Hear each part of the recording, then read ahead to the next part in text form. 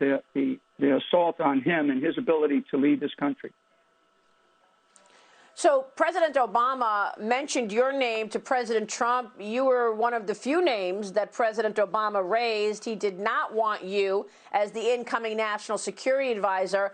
I want to ask you what you think about that. And look, they were spying on Donald Trump. They were spying on candidate Trump's campaign. We know that there were unlawful wiretaps on Carter Page, among others. Mm-hmm. You coming in as national security advisor, first thing, you coming into the job, you would have known what the investigations were. You would have known everything. They needed to get you out of the way. I get that. But why was President Obama so afraid of you? You wanted to audit the Pentagon, didn't you? Tell me what you wanted to do when you were in the Obama administration to alienate some of those colleagues of yours.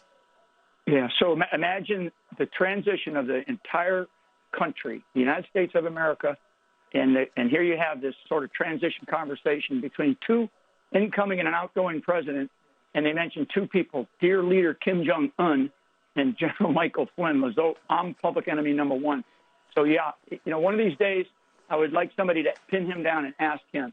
And he should have been afraid of me, and he still should be afraid of me. And what I would say is that what you mentioned about auditing and digging into, reforming the Pentagon, the intelligence community, the budgets, Devin Nunes has been on top of this for a long time, and I think he's right. I think you played Jim Jordan earlier.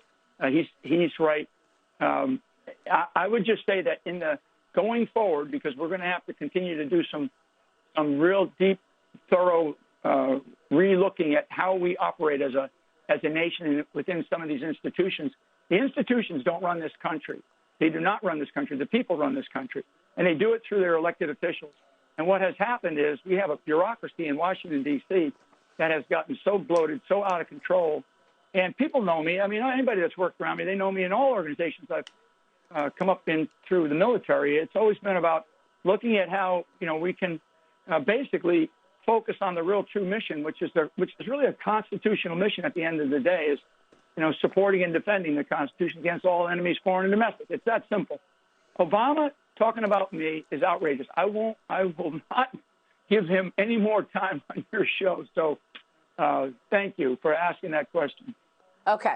Well, what I'm trying to get at, General, is the fact that John Brennan was running his own book overseeing the CIA. And what we learned later was that there were people running into Trump campaign people. I'm talking about people like Alexander Downer and Stefan Halper, Joseph Misfoot, who were running into Trump campaign people, and I assume they were being paid. You, in the Obama administration, wanted to know where the money was going, who was being paid what. You wanted to do an audit of the Pentagon. That did not make you any friends within the administration.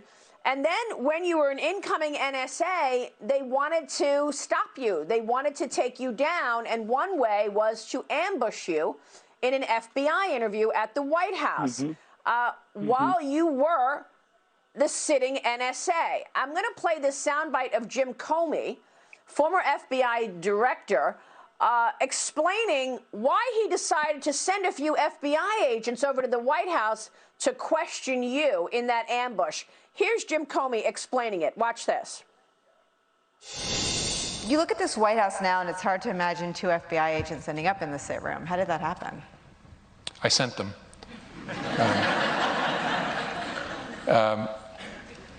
Something I probably wouldn't have done or maybe gotten away with in a more organized investigation, a more organized administration, in the George W. Bush administration, for example, or the Obama administration. And in both of those administrations, there was process. And so if the FBI wanted to send agents into the White House itself to interview a senior official, you would work through the White House counsel, and there'd be discussions and approvals and who would be there.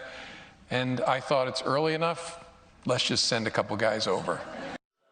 Right this moment, there is a mad rush in America. Apple, Amazon, Facebook doesn't.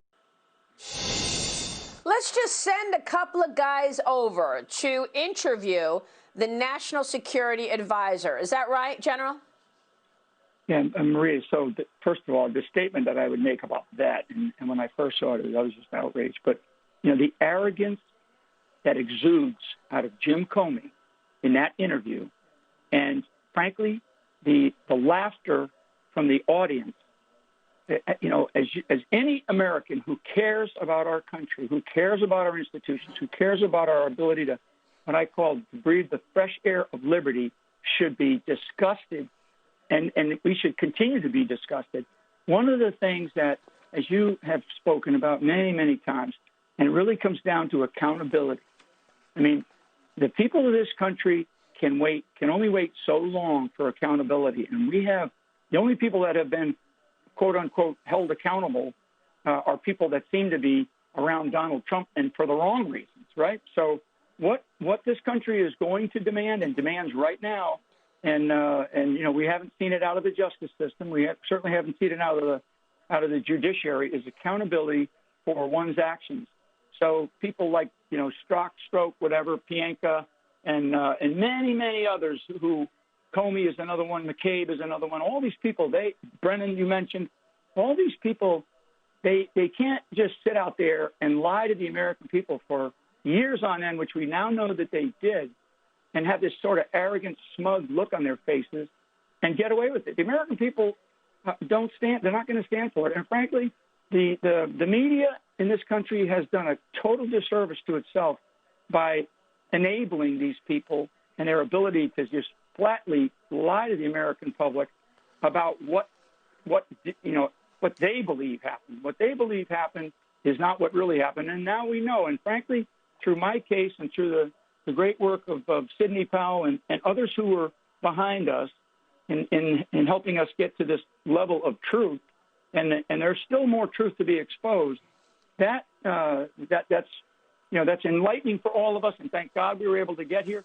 But through my case, we have exposed an underbelly of Washington, D.C. that is grotesque.